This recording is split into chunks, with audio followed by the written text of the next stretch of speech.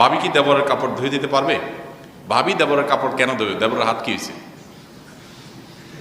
দেবরের সমস্যাটা কোথায়? ভাবি কেন দেবে? হ্যাঁ, দেবর যদি ছোট বাচ্চা দেবর হয়, হতে পারে ছোট মানুষ, তাহলে তো ছোট মানুষ হওয়ার মানে তো তার বাপ মা শক্ত, সেক্ষেত্রেও ভাবির কাছে এটা আসবে কেন?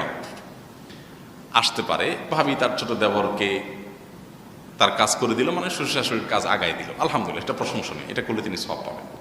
কিন্তু বুড়া দেবর, বুড়া দেবর বলতে আমি বৃদ্ধ বলতেছি না, মানে প্রাপ্তবয়স্ক বা বড় হয়ে গেছে, প্রাপ্তবয়স্ক জরুরি না।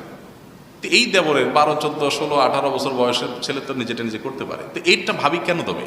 আমাদের দেশে খুব বাজে একটা সংস্কৃতি এটা, যে বাপ মা আশা করে যে আমার বৌমা আমার এই ছেলেগুলা যেগুলো বিয়ে শাদী হয় নাই, দেবর যেগুলো আছে, এগুলো সবগুলার কাপড় চোপড় তো এদের সবগুলার কাজ কাম করে দেখ, এদের মশাইটা টানায় দেখ, খুবই গর্হিত কাজ ভাবিদেরকে দিয়ে এগুলো করা, এটা তো তার ডিউটি না।